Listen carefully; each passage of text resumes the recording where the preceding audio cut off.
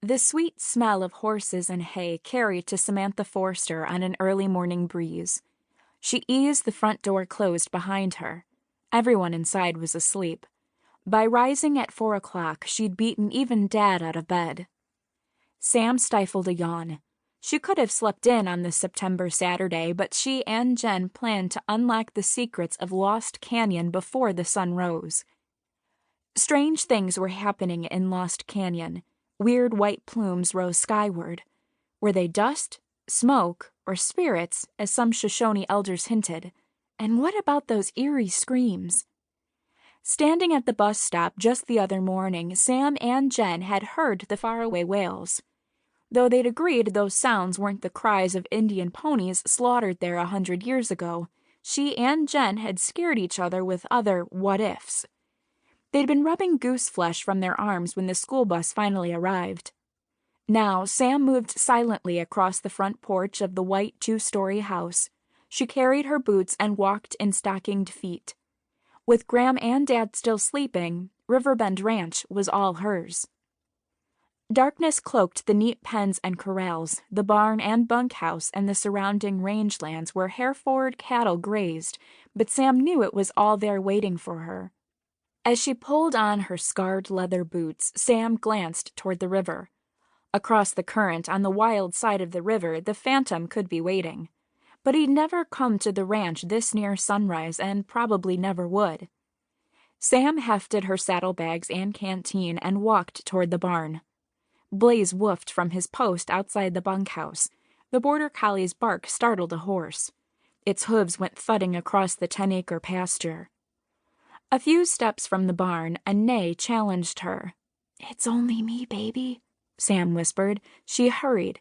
Once Ace knew it was her, he'd set up a ruckus. Fingers flying, Sam drew the bolt on the door connecting the barn and corral. Ace followed as Sam flipped the switch for the overhead lights. The little mustang nudged Sam until he backed her against the barn wall. "You are too sweet." She caught Ace's muzzle between her hands and gave it a quick kiss. Sam dragged a curry comb over Ace's already glowing coat. He wasn't cross-tied or tethered, just standing with eyes half closed as he enjoyed the massaging movements of the brush. When Sam stopped, Ace looked back over his shoulder as she smoothed on the blanket. Next, she saddled him and replaced his halter with a snaffle-bitted bridle. Sam shivered. She should have remembered a coat. Since she hadn't, she snatched the faded green sweatshirt she kept hanging from a nail in the barn. Before pulling it on, Sam dropped Ace's reins, ground-tying him. Like any well-schooled cowpony, Ace understood the signal to stand and wait. He snorted with impatience, though, as Sam tugged the sweatshirt over her short, reddish hair. "Sorry," Sam's muffled voice came from inside the sweatshirt. Ace pawed the barn floor, stirring dust until she led him into the yard. Before she could mount, Ace raised his finely boned, almost Arabic head. His nostrils flared as he gazed at the Calico Mountains, where a rim of midnight blue showed above the peaks. Sam swung into the saddle. "Don't get your hopes up," she told the horse. "We're heading away from his territory."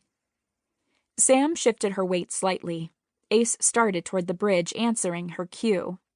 "No reason to think we'll see him, boy," she said, but Sam had watched wild horses travel the trail into Lost Canyon. Once, they'd been led by the Phantom. Jen and her high-stepping palomino weren't at the pond by Wardrum Flats. Although she was disappointed, Sam could guess why.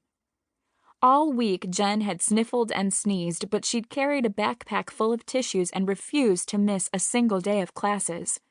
Sam would bet the flu had finally gotten the better of her friend. She was out here alone. Then she heard it. The weird warbling was impossible to identify until it changed to a piercing cry. Ace trembled. Through the saddle leather and blanket, Sam felt him and knew the cry was no cougar's scream. It was the plea of a terrified horse. Sam wheeled Ace away from the pond and aimed him toward the tumble of boulders and sagebrush leading toward the path. The gelding moved at a stiff-legged trot. "I know you don't want to go, but that horse is in trouble." Sam knew Lost Canyon lay someplace between here and that highest peak wearing a cap of snow.